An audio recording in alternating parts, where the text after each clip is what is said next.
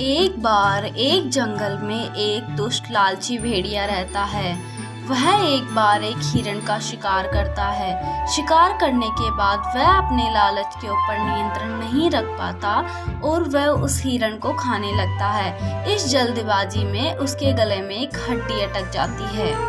हड्डी अटक जाने से वह बहुत परेशान हो गया। ना उससे कुछ खाया जा रहा था और ना ही उससे कुछ पिया जा रहा था। उसने बहुत कोशिश की कि वह हड्डी उसके गले से निकल जाए, लेकिन सारी कोशिश बेकार गई। अंत में वह किसी से सहायता लेने का विचार करता है।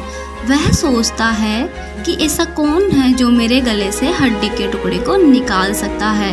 कुछ देर सोचने के बाद उसके दिमाग में सारस का ध्यान आता है, क्योंकि उसकी नुकीली चोंच और लंबी गर्दन उसके गले में डालकर वह आसानी से हड्डी के टुकड़े को निकाल सकता है।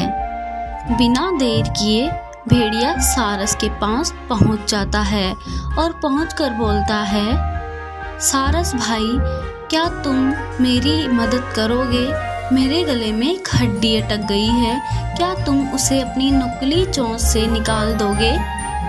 इस काम के लिए मैं तुम्हारा एहसानमंद रहूंगा और तुम्हें एक उचित इनाम भी दूंगा। सारस पहले तो भेड़िया के मुंह में चोंच डालने से डर रहा था, लेकिन बाद में उसे भेड़िया के ऊपर दया आ जाती है और वह चोंच उसके गले में डालने के लिए तैयार हो जाता है। ही देर में सारस ने भेड़िया के गले से हड्डी निकाल दी।